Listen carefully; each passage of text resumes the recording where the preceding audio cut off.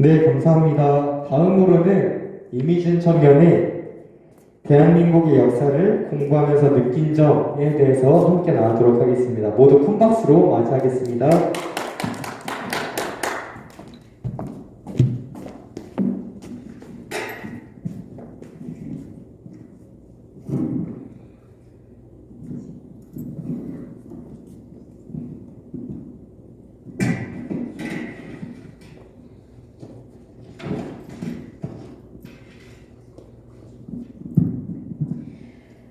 안녕하십니까. 저는 케미 청년단 이미진이라고 합니다. 저는 오늘 제가 대한민국 역사를 공부하면서 느낀 것들을 말씀드리고 싶습니다.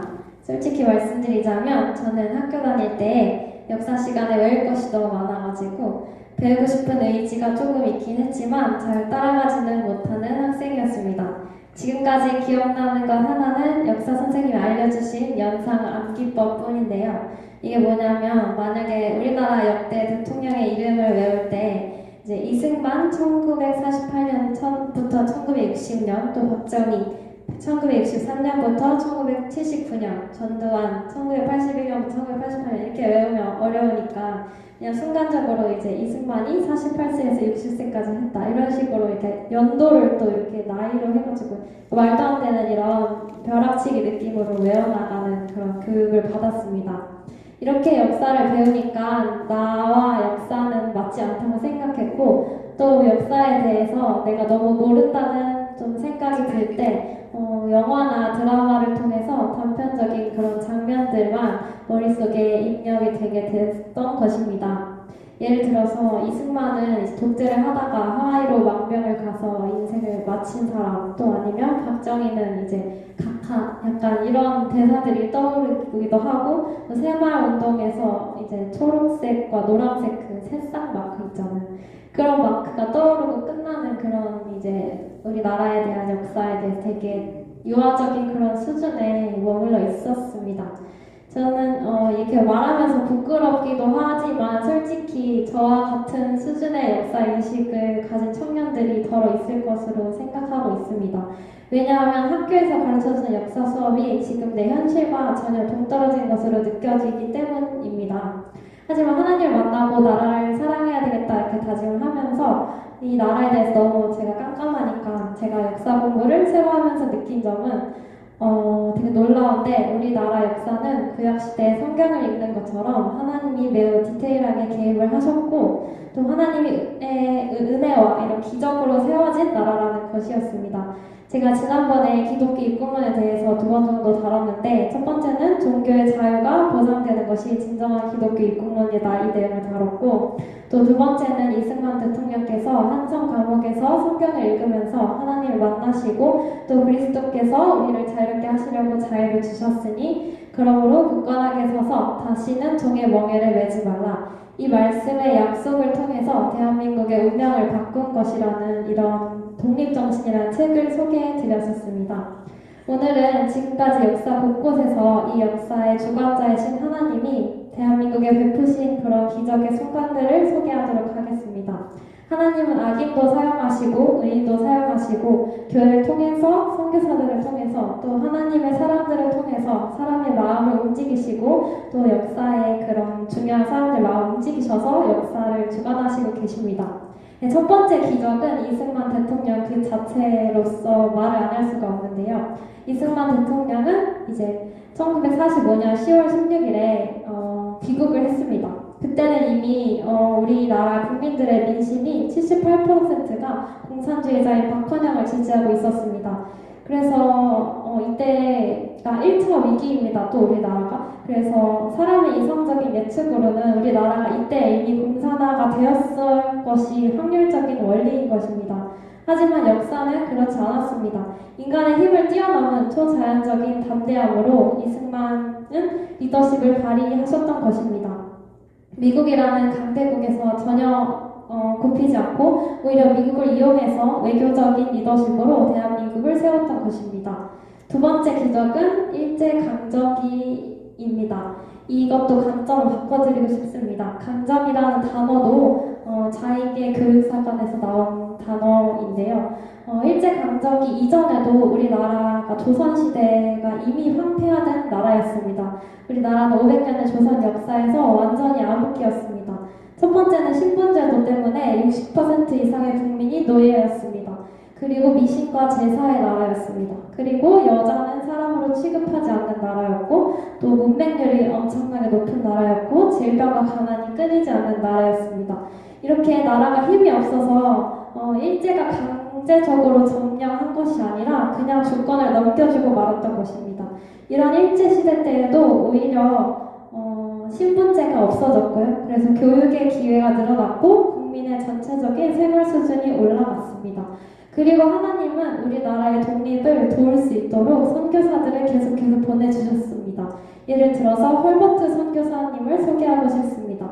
이 선교사님은 한국의 은인이라고 불리는 선교사님이시고 한국인보다 한국을 더 사랑한 사람이라고 불리는 선교사님인데 23살 때 영어 교사로 처음 이제 한국에 오셔서 독립을 위해서 계속 노력해 주셨고 또 고종의 밀사로 파견되어서 루즈벨트 대통령께 한국의 독립에 대해서 설득하는 그런 일도 하셨고 1907년에 다들 들어보셨을 텐데 헤이그에서 열린 만국 평화회의라는 곳에 우리나라 사람을 보내서 우리나라 독립의 정당성을 알릴 그런 아이디어를 제시하신 분이십니다. 그리고 헤이그 선교사님 본인도 유럽에 이제 건너가셔서 언론에서 직접 인터뷰를 하시면서 한국의 독립을 위한 운동 자금도 모아주셨고 여러 가지 진짜 한국의 독립을 위해서 노력하신 선교사님이시고 이런 선교사님들 엄청나게 많이 하나님의 사람들을 우리나라에 하나님께서 보내주신 것입니다. 아멘. 아멘. 네, 그리고 세 번째 기적은 6.25 전쟁입니다.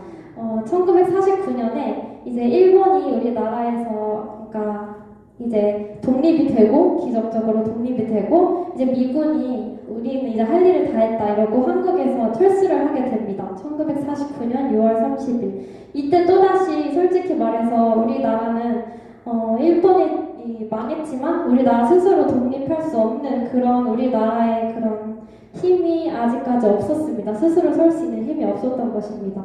그래서 또다시 공산화될 위기가 또 찾아온 것입니다.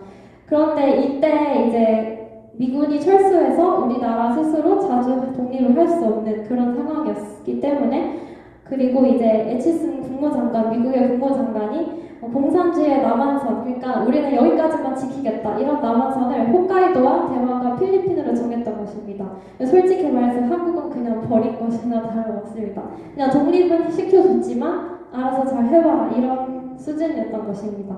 그런데 그래서 이제 북한도 쳐들어오게 된 것입니다. 미국이 있으면은 북한이 절대 쳐들어올 수가 없는데 미군이 이제 철수를 했으니까 이제 우리나라를 먹을 수 있겠다 이렇게 생각해서 들어오게 된 것입니다.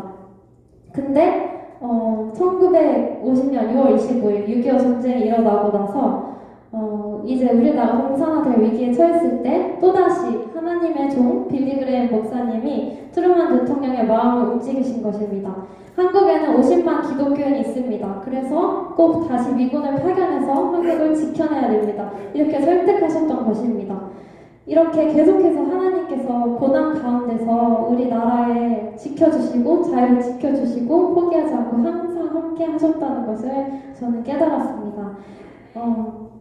네, 그래서 지금의 대한민국은 곳곳에 역사하신 하나님의 손길들을 통해서 정말 세계적인 학자들이 다 놀랄 정도로 놀라운 속도로 일어섰습니다. 성경의 가치인 자유와 또 평등과 자주와 독립이라는 성경적 가치를 토대로 헌법이 만들어졌고 법치 국가와 민주주의가 자리 잡고 있는 것입니다. 그런데 이제 대한민국이 추구하는 기본 가치가 무엇인가를 다시 상기시키고 재정비해야 될 때가 온 것입니다. 아주 중요한 기로에 서 있는데 그 이유는 우리나라의 모든 영역, 국회와 언론과 기업과 시민단체와 정치, 경제, 사회, 군사, 외교, 문화 모든 영역에 대한민국을 이 모든 영역에 북한의 손길이 미치고 있다는 것입니다. 남한을 공산주의로 통일하려는 북한의 손길이 곳곳에 미치고 있고 이제는 한 명의 지도자로는 안 되는 것입니다.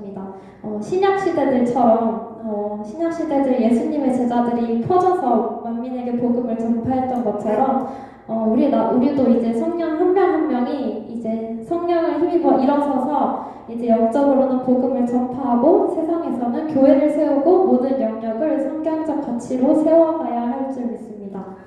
저는 우리 개인의 신앙이 침체돼서 하나님의 사랑이 느껴지지 않고 믿겨지지 않고 고통을 주시는 하나님을 원망하게 되던 시기가 있었습니다. 그때 제가 열방제자교회에 와서 내적 치유를 통해 회복이 된 것입니다. 과거에 제 인생에 있었던 고난에 대해서 그때 내가 힘들었는데 하나님 어디 계셨냐고 솔직하게 토로하고 또 하나님 원망했던 것을 회개했습니다. 그 회개의 순간에 이제 그 뒤로부터 제 인생 가운데 이 과거에 있었던 모든 고통의 순간순간들 가운데 하나님을 초청했습니다. 그때 하나님께서 초청하고 기도를 하는 중간중간에 하나님께서 항상 함께 해주셨고 그 순간에 하나님의 어떻게 도와주셨는지를 보여주시고 새롭게 하나님의 관점에서 제 인생을 해석할 수 있도록 도와주셨던 것입니다. 여기 계신 청년들 모두가 다 그런 은혜를 맛보셨을 줄 믿습니다. 저는 우리 대한민국의 역사에도 제가 경험한 것처럼 이렇게 내적 치유 작업이 지금 필요하다는 것을 깨달았습니다. 대한민국의 역사에 대해서 하나님을 부인하고 북한을 추종하는 그런 세력들로부터 이런 자익사관에 물들은 역사 교육을 우리가 받아왔기 때문에 이들의 교육에는 항상 반복되는 패턴이 있는 것입니다. 그 패턴은 우리 영혼을 무기력하게 하고 침체되게 만들고 꿈을 꿀 수 없게 만드는 패턴인데 예를 들면 이들은 항상 우리 민족이 자주적으로 독립을 해야 된다고 그 민족을 되게 강조합니다. 근데 그 실상 이면에는 어떤 것이 있는 것이냐면 미국을 부인하고 미국의 도움에 대한 감사를 하지 못하게 하고 또 일본의 그런 일제에 대한 친일파 계속해서 사람들 정죄하게 만들고 일본의 탓, 미국의 탓 계속해서 남을 탓하게 하는 그런 역사 교육의 그런 사상적인 것들이 다 있는 것입니다.